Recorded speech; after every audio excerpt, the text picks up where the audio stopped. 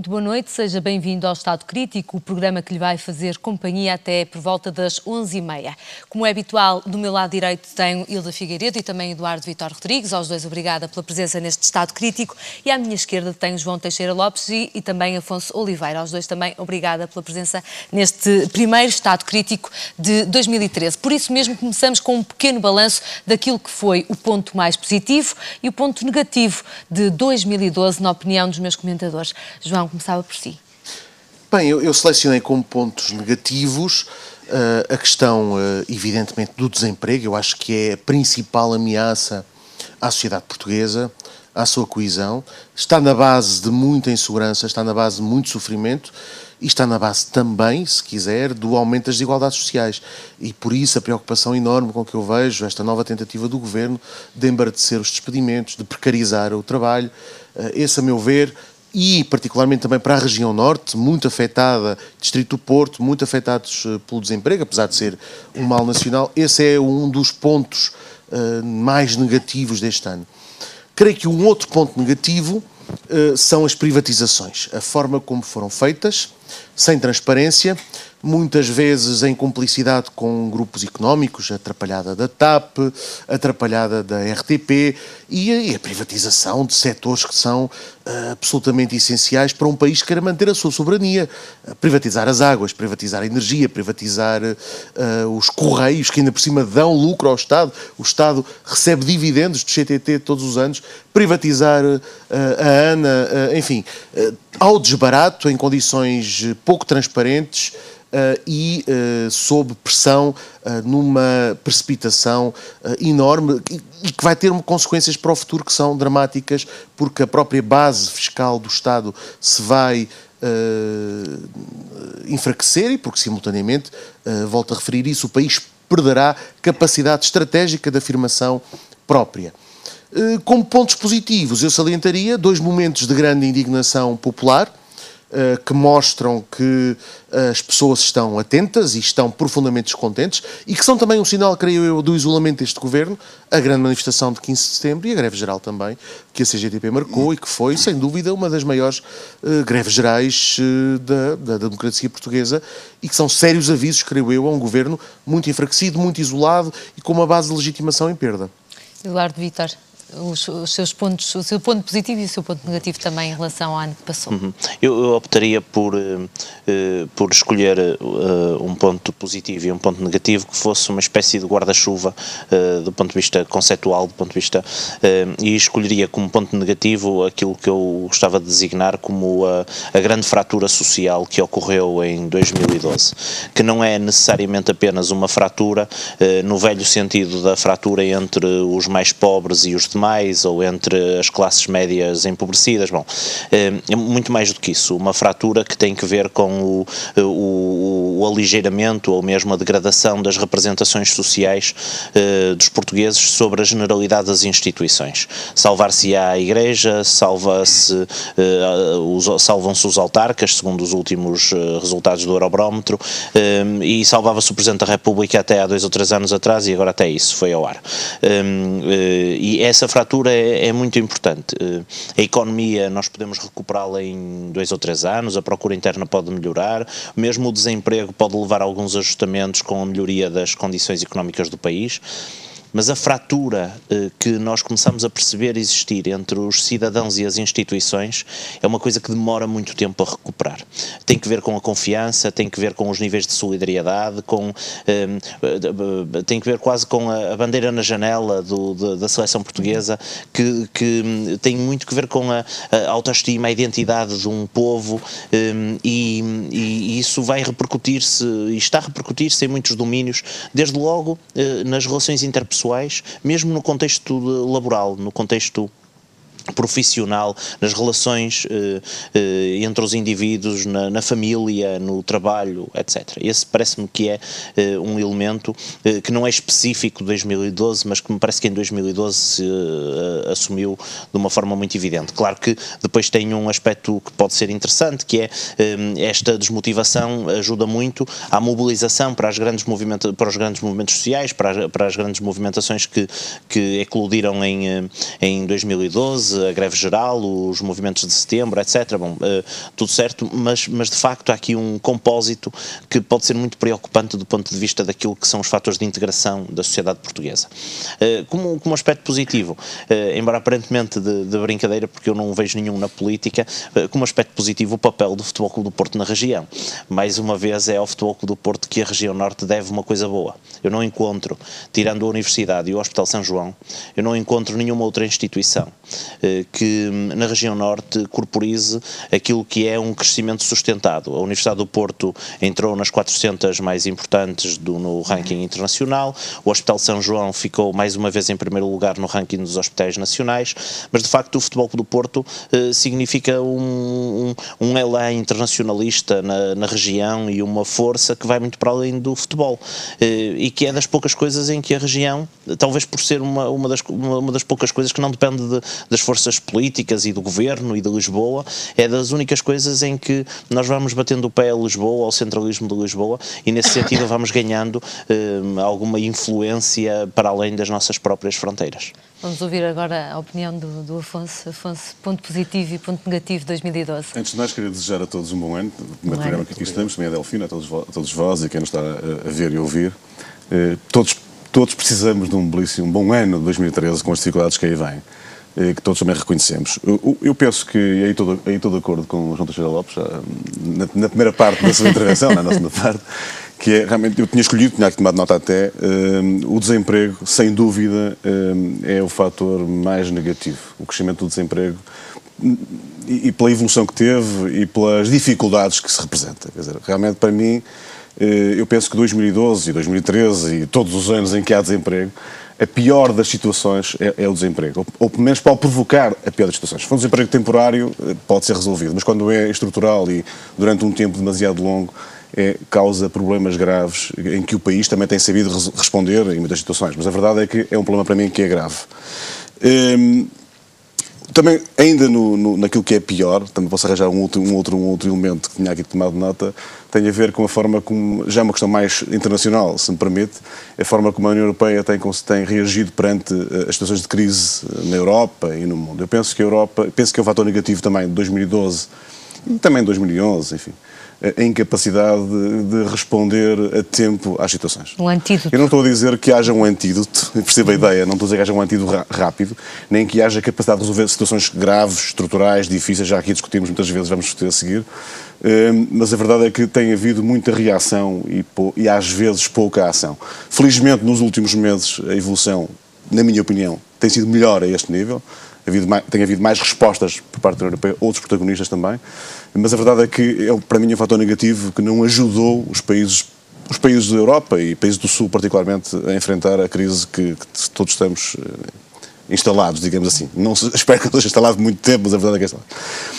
O melhor, eu devo dizer que, se me permitem um comentário, não me pediu para comentar as anteriores, eu fico um pouco, não acho que seja muito saudável que não sejam apresentadas também fatores políticos positivos do ano 2012. Fizeram um esforço para não apresentar. O Porto, estamos todos de acordo, mas estou de acordo também, que é a importância. Agora, houve aqui um esforço de não apresentar nenhum fator positivo, mas há claramente um fator positivo que me parece que é um dado absolutamente fundamental para o país. Não tenho dúvida que no plano internacional, particularmente, a credibilidade do país melhorou no último ano e meio, no último ano. Isso é indiscutível, aliás, é só ver os comentários que há sobre o país nos últimos... E particularmente, devo dizer, até aqui um dado que me parece que é significativo para dar um exemplo claro. Nos primeiros dias deste ano, ontem ou anteontem, as notícias sobre a evolução das taxas de juros das obrigações são as mais baixas, taxas de juros mais baixas nos últimos 2 anos. Isto é um dado claramente positivo que permite perceber que é uma percepção mais positiva em relação ao país. Ou seja, é verdade que há situações difíceis, mas também é verdade que quando a evolução vem para este nível, significa que há uma percepção claramente positiva em relação à capacidade do país de cumprir face ao futuro. Isto é um dado claramente positivo, é estrutural e é fundamental. A confiança externa no país. Acho que é um dado positivo. Hilda, por último. Bom, no negativo, o que nós tivemos a viver durante 2012 foi a aplicação de um pacto de agressão a Portugal, assinado pelas troicas, pela Troika, Europeia e do Fundo Monetário Internacional pela Troika Nacional do PS, PSD e CDS. E o que nós tivemos foi a aplicação disto com uma posição profundamente agressiva, não só no plano externo, como no plano interno, impondo ao país um empobrecimento generalizado que atingiu as mais diversas camadas da população, naturalmente os setores produtivos que foram encerrando sistematicamente, agravando o desemprego para níveis que nós não tínhamos desde a Revolução de Abril de 74, mas também empobrecendo pelos cortes do 13º mês, do subsídio de férias, pelos cortes nos salários, pelo aumento generalizado dos impostos, do IVA, incluindo sobre as pequenas e médias empresas, restaurantes, enfim, sobre a generalidade da nossa economia, o que levou a uma destruição, não só na indústria, mas também no comércio, mas também nos serviços e, portanto, a este agravamento assustador do desemprego. O desemprego é consequência disto. Mas, igualmente, o empobrecimento geral que a população está a viver, com o agravamento das desigualdades sociais e com a pobreza. A pobreza está aí a crescer. Que me importa a mim que a taxa de obrigações, não sei quanto, esteja mais baixa. Se, entretanto, nós temos mais 200 mil ou 300 mil ou 500 mil pessoas a viver abaixo do limiar de pobreza no país. Isso é que me incomoda, isso é que me dói, isso é que nos devia doer a todos, nos devia incomodar, nos devia revoltar e nos devia colocar na rua a exigir que esta política acabe de uma vez por todas. Mas este também foi o aspecto positivo do país, porque camadas importantíssimas da população vieram, muitas pela primeira vez, para a luta.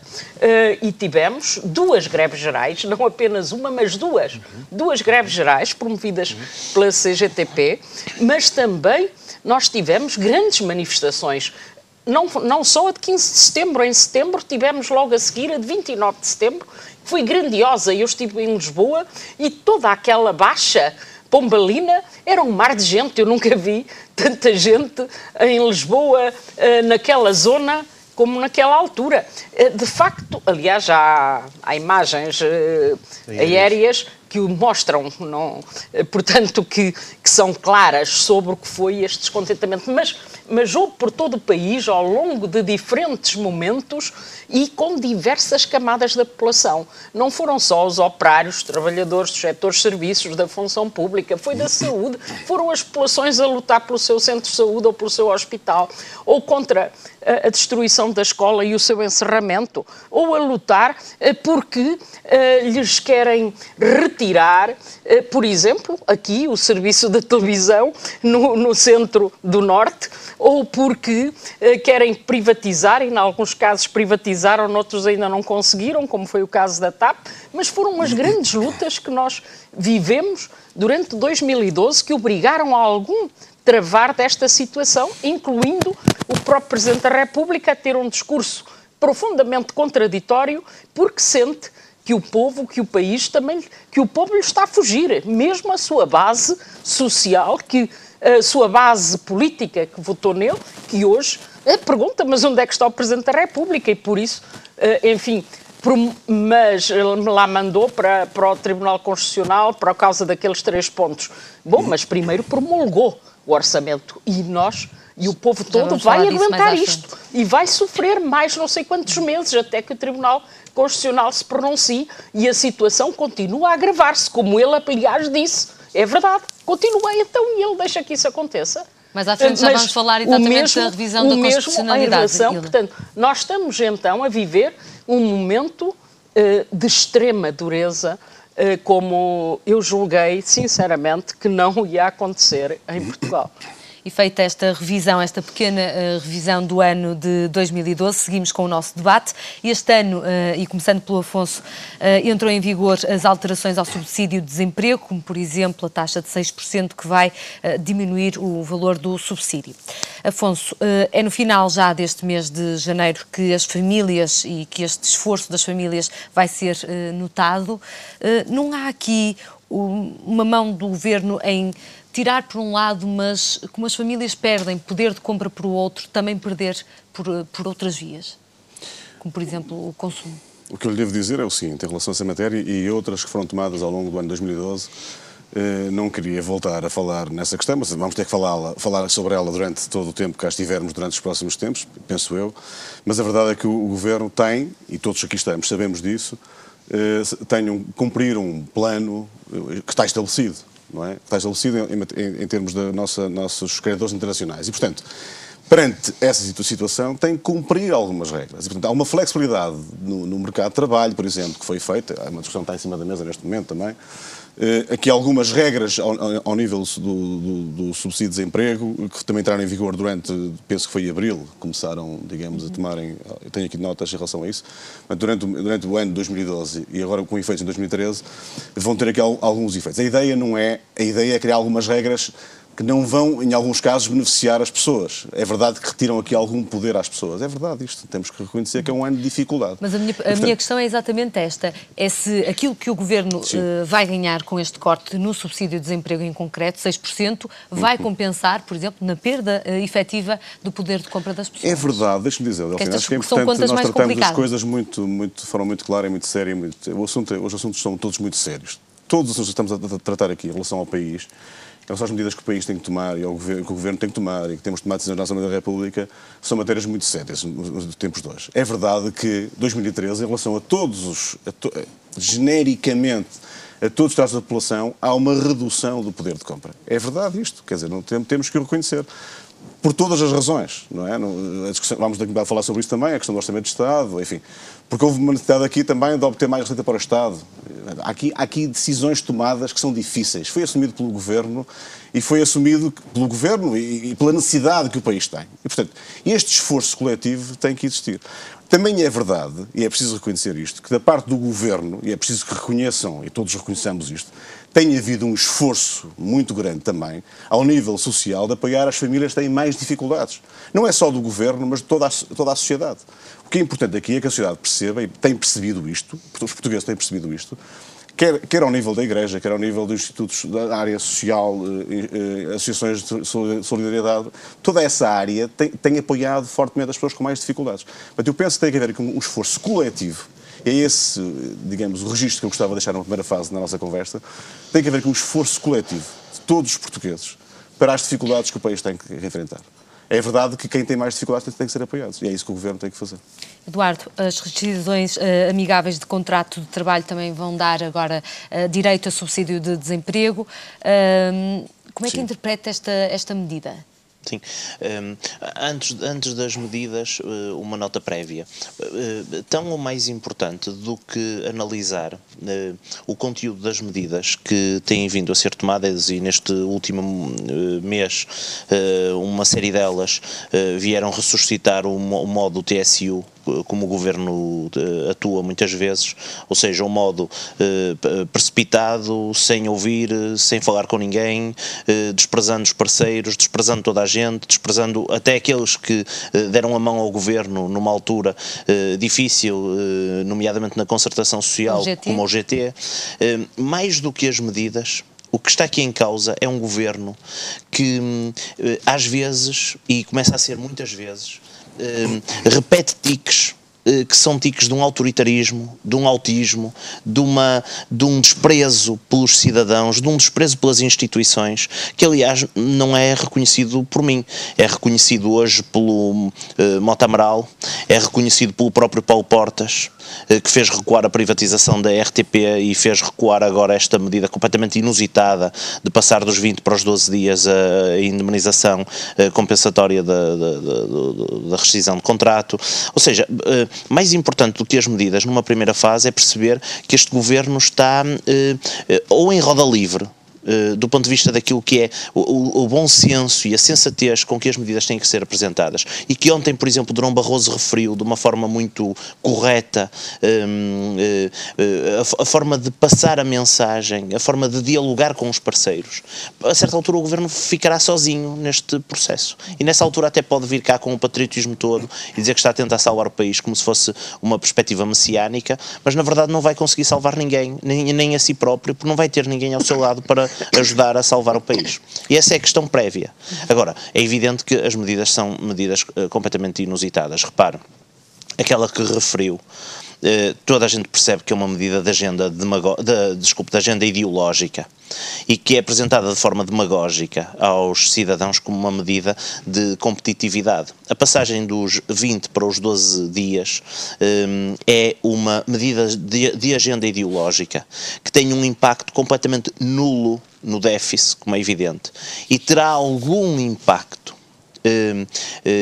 absolutamente mínimo, mas admito que teoricamente, em abstrato, tenha algum impacto na indução de alguma empregabilidade, mas sempre uma empregabilidade hiper precária, ou seja, a certa altura, com um jeitinho, as indemnizações compensatórias por rescisão de contrato vão acabar por não ser necessárias, porque é tal a lógica de precarização e de contratos precários e de flexibilização do mercado de trabalho, que a certa altura os despedimentos não ocorrem, porque o fim do contrato é ele próprio uma forma de despedimento, quase sem direitos. Mas este modelo é um modelo que não tem nada a ver com memorandos, aliás, e isso é importante que se diga, com o mesmo grau de seriedade com que há bocadinho o Afonso punha a questão, é importante que se diga, nós hoje estamos a tratar de um memorando que não é o memorando que assinámos em primeiro lugar. Já é um memorando completamente revisitado, que não tinha 4 mil milhões de corte nas funções sociais, que não tinha, pois, é preciso dizê-lo, que não tinha 4 mil milhões de cortes. Não estamos a brincar, não. É o quinto memorando, que tem inclusivamente medidas que a Troika não pediu a Portugal e que Portugal se comprometeu a incluir. Diz que é o quinto? É por causa das revisões? Com certeza, das revisões que têm uma parte de componente que vai para além daquilo que é exigido pela própria Troika. Não sou eu que o estou a dizer, disse hoje, escreveu o Mota Amaral, que é absolutamente insuspeito, e diz a receita, pois não, vocês têm sempre uma interpretação. Não, eu ouvi como o Eduardo ouviu. Pois, não, eu ouvi ali, e aquilo é muito claro. E hoje é muito curioso, hoje publica-se no site do FMI, está lá disponível para ler. Eu sou franco e de uma forma muito diagonal, mas o que li foi para mim suficiente para uma releitura e para um aconselhamento. O FMI faz o seu primeiro balanço sobre o impacto das medidas de austeridade nos países do Sul. E é muito interessante, porque pela primeira vez o FMI, pela voz de um dos mais importantes técnicos, economistas do FMI, lá diz, não estávamos a contar com este impacto das medidas de austeridade na retração económica, no consumo, na procura interna, etc., nos países do Sul. E, portanto, cego é quem não quer ver. Mas, Eduardo, se me permite só uma interrupção aqui. Rapidamente. Mas é assim, se não discutimos todas as matérias, não é? Introduziu todas as matérias, introduziu aqui a questão do memorando. É evidente que o memorando, durante o período, tem que haver algumas revisões. Estamos de acordo. Aliás, o PS, muitas vezes, e outros partidos, reclamam a revisão do memorando. Reclamam alterações. Agora, quando vem dizer, e é preciso, quando digo que seriamente temos de tratar as questões, e o Partido Socialista nessa matéria tem que tratar a questão muito seriamente, e não o tem feito, não estou a dizer que seja o caso do Eduardo, digo o Partido Socialista, não o tem feito. Quando é dito tem que haver uma redução da despesa do Estado, neste caso concreto, se for 4 mil milhões, ou seja o que for, não importa agora o montante, para o que eu vou dizer, ou quando é dito que o déficit tem que vir para níveis mais baixos, como é que o faz? Fácil. Como é que o faz? Fácil, Afonso. Vem dizer, não está lá espelhado 4 milhões de redução. Não, fácil. Como é que fala faz? em diálogo, Aumentando, Afonso. não vai dizer que é um crescimento económico, não é? Não, falo em diálogo. O Governo terá que fazer sempre isso em diálogo. Agora, o Governo atirou pela borda fora o Partido Socialista. Atirou pela borda fora, está a tirar pela borda fora o GT. Atirou pela borda fora a maior parte dos parceiros que tinha de parceiros institucionais na sociedade civil. Agora está a tirar borda fora o próprio parceiro de coligação. Quer dizer, repara, não acha que é um governo que numa altura em que devia... numa fase destas não tem qualquer tipo de sentido. Não? Como sabe... Acha que o que o governo fez ao GT é uma coisa boa? Temos mesmo que avançar. Mas está a ficar mais sozinho ou não o governo neste momento? O que lhe quero dizer, não está nada a ficar sozinho, o momento é difícil e a dificuldade provoca algumas perturbações. Perturbações? O que o governo fez ao GT não é uma perturbação, é uma não estou a falar no GT, agora tenho que falar sobre isto. O que estou a falar sobre o GT, ainda bem, a concertação concertação é o espaço de... o espaço de concertação, o espaço de debate, o espaço de chegar a... Estamos todos de acordo em relação a isso. E esta questão agora que levantou aqui, da questão dos 12 dias ou dos 20 dias, da questão do despedimento ou da indemnização compensatória, vem a discussão e esperemos que haja, no espaço de concertação, o que eu espero, haja uma conclusão. É isso que se espera. Ninguém está a pôr para a porta fora, ninguém. Depois o GT tem sido um papel importante. E a ver, vamos como é que vai ser a concertação social, se o GT fica ou coloca-se à parte. Esperemos que sim, esperemos que sim. A região norte é aquela que registra neste momento uma taxa de desemprego superior à média nacional, muito perto dos 16,5%. A CCDRN dava conta nos últimos meses de 2012 num aumento generalizado do desemprego em todos os concelhos da região. Como é que acha que esta situação vai se perpetuar por 2013? Quem é que pode combater esta... Todos os indicadores, com exceção, os do Governo também, mas timidamente, mas todos os indicadores, ou todas as previsões, mostram um agravamento do desemprego no próximo ano. E um agravamento muito forte.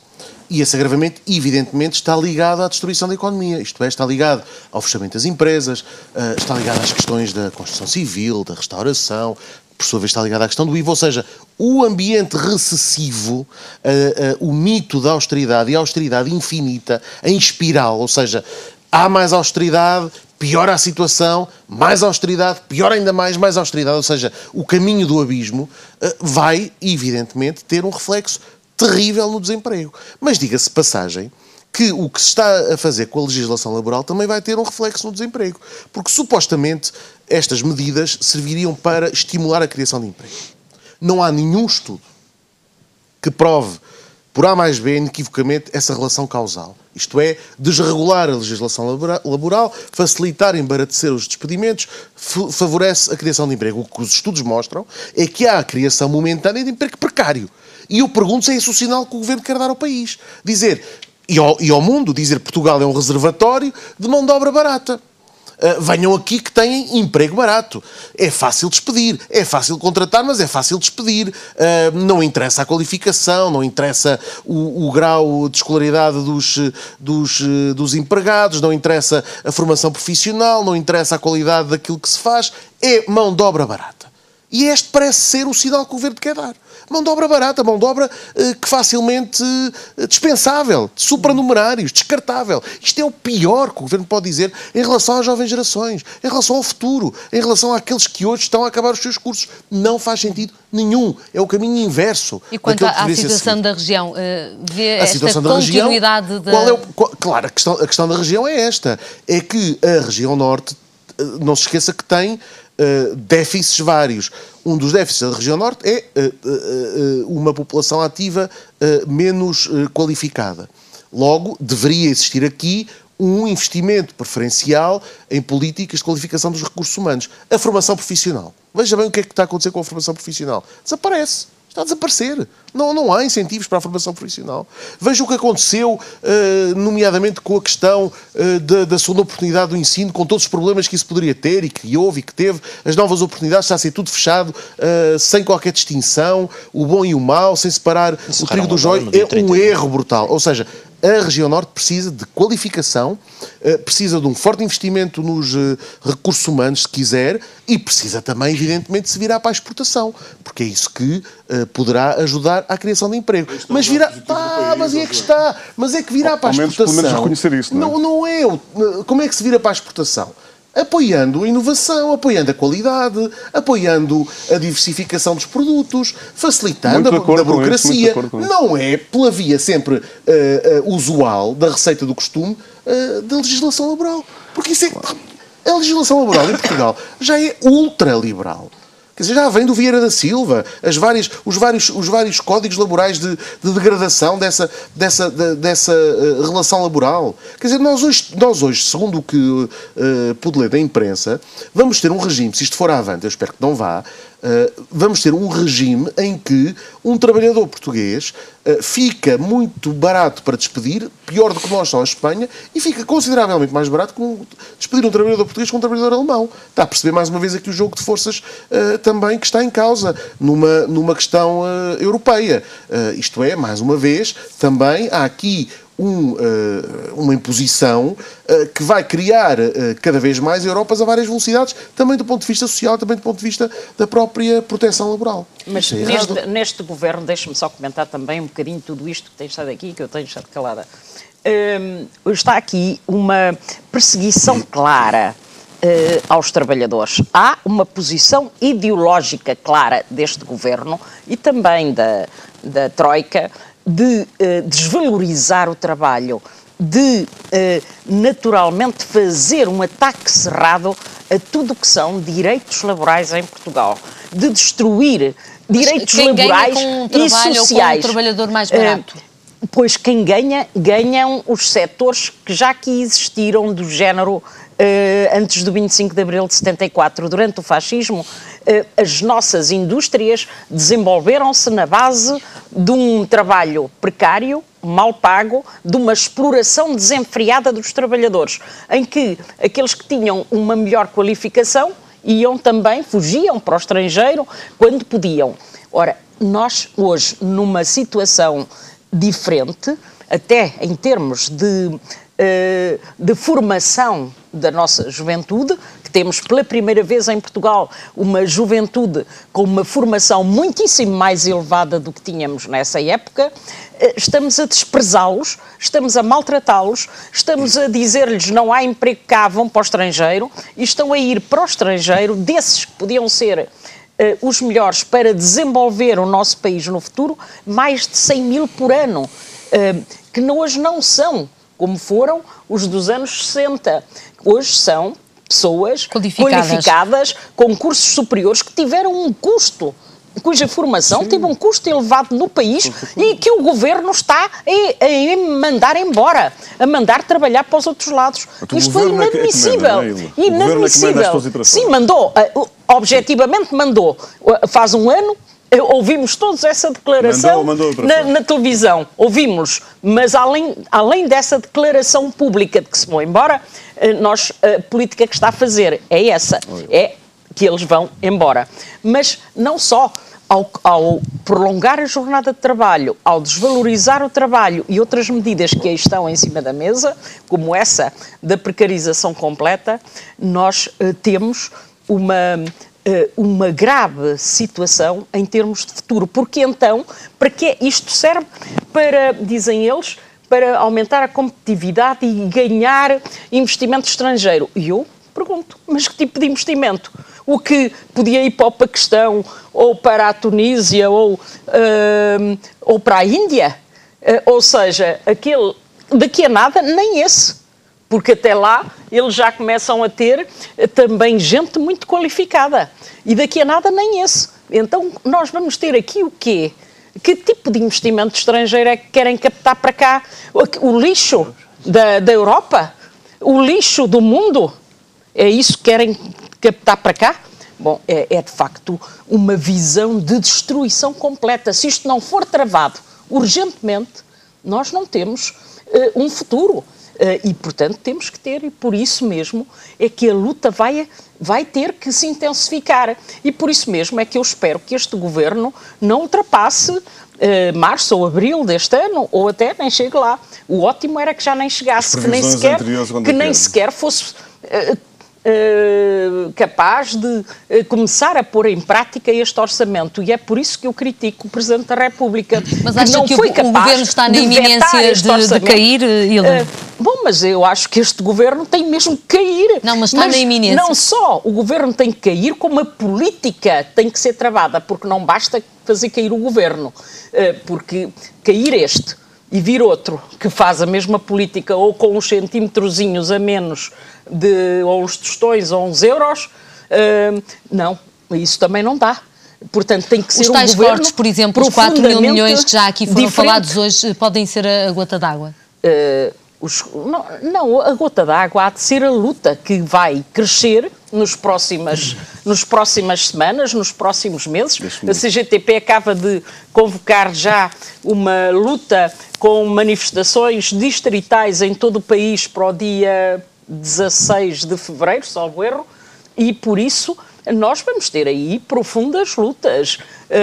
E isso é que vai levar a que o governo caia. Mas e de tal modo, isso está a ser sentido pela população que o Presidente da República teve que mandar para o Tribunal Constitucional lá aquela pedido da constitucionalidade sucessiva, que Mota Amaral hoje disse e escreveu o que escreveu, que Paulo Rangel tem dito e escrito o que tem dito, e que muitos outros vão começar a fazê-lo.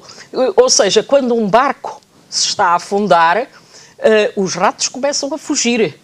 E é isso que sempre assim foi. Mas, eu podia-lhe contar as histórias. Deixa-me ouvir aqui o Afonso. Nós ouvimos e vimos isso em fases anteriores. E neste momento já temos aí o barco a afundar-se e os ratos a fugirem do barco enquanto se podem salvar. Deixa-me só dizer, com todo o respeito que merece, deixa-me só dizer-lhe o seguinte. Sempre teve esse discurso em relação a todos os governos depois de 25 de Abril, quer dizer, nunca ouvi o Partido Comunista. Não estou a falar de si. Não estou a falar de si. Mas estou a falar do Partido Comunista. Nem o Partido dizer Comunista, coisa nem diferente ao fim de 3 meses de um governo que não é verdade isso. Nunca vi. Não é verdade. Não é verdade. Mas que o governo. É que o PCP. Não é verdade.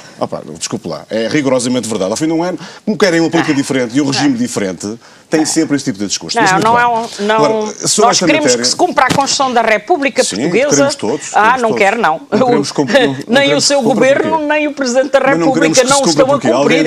Portanto, não estão pura e simplesmente a cumpri-lo. Aliás, hoje o Rangel dizia isso até a propósito de uma proposta do Catroga de alteração da Constituição para dar cobertura enfim, a estes cortes 13º mês e de subsídio de férias e outros por aí. E ele disse, e bem, mas isso era pôr em causa o princípio da igualdade.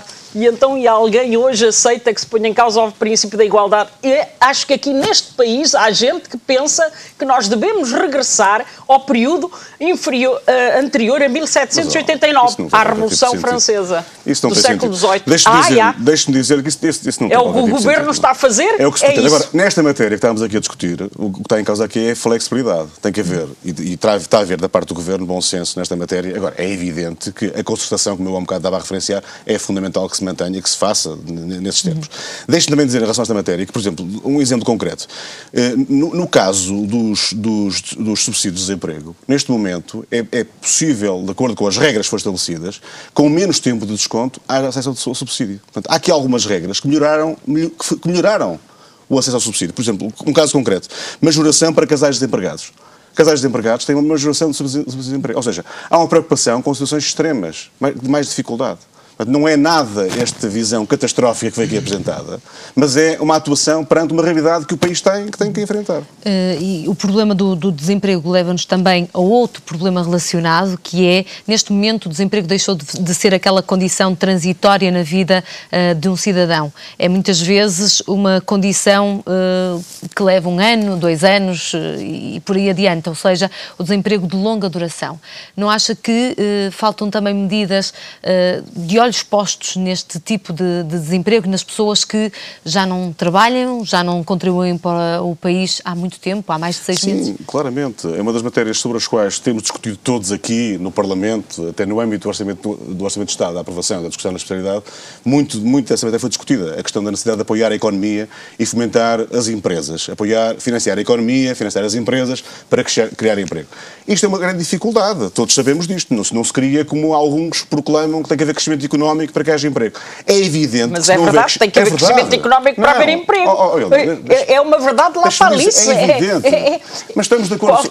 Não é preciso ser economista para saber isso. Estamos de acordo em relação a isso. Estou a dizer que não se decreta. Não se decreta. O crescimento económico não se decreta. Criam-se medidas e tomam-se e fazem-se políticas. O Governo tem tomado medidas nessa matéria, está preocupado com a questão da economia, com o financiar a economia e vai tomar a esse nível várias medidas. Não, tem financiado, o setor financeiro anunciou já agora mais um investimento, entre aspas, para o Banif de 1.100 milhões de euros. Claro, olha, o 13º mês e o subsídio de férias, que é cortado aos pensionistas e aos trabalhadores, coloca a questão sempre nesses termos, torna-se difícil a discussão. Mas se não falar sobre isso, como sabe, havia entre aspas, mas como sabe, pagar aos banqueiros. Assim não vale a pena conversar. Torna-se muito difícil, porque há 12 mil milhões que estavam previstos na Troika, no plano de financiamento do país, para tranquilizar os bancos. E há bancos... Ou seja, o financiamento da Troika era para os bancos. Ainda bem que você diz isso, é verdade. Não foi isso que eu disse, não é? Foi. Não foi 12 mil milhões, é verdade. 78 mil milhões para o país, Pois. 12 mil milhões para dos quais, sabe que é verdade. Dos quais 12 mil milhões diretamente para os bancos. Portanto, não é nenhuma novidade. Sabe que é verdade. E, portanto, há necessidade de capitalizar os bancos. Foi isso que se fez. Esses diretos, mais os indiretos, mais os que foram para o BPN, BPN, uma nota muito mais curiosa, os que vão para os outros. é que o Governo vai capitalizar o Banif para que o Banif compre dívida pública ao Estado. E isso não é... Tem uma informação que eu não conheço. Não conheço, mas tem lista de imprensa ou não? Não, temos, não é? É que não é para facilitar o crédito, é que nós estamos a ver também incongruências. Claro, agora, é que, de facto, o Governo tem injetado dinheiro nos bancos, em muitos bancos. Veja bem e nós pagamos os juros da dívida, dizer, claro. uma boa parte dos bancos hoje tem mais capital público do que privado. Já há uma série. E não se vê nenhum alívio no crédito que é concedido às empresas, particularmente às pequenas e médias empresas. Se quiser, os bancos cada vez arriscam menos.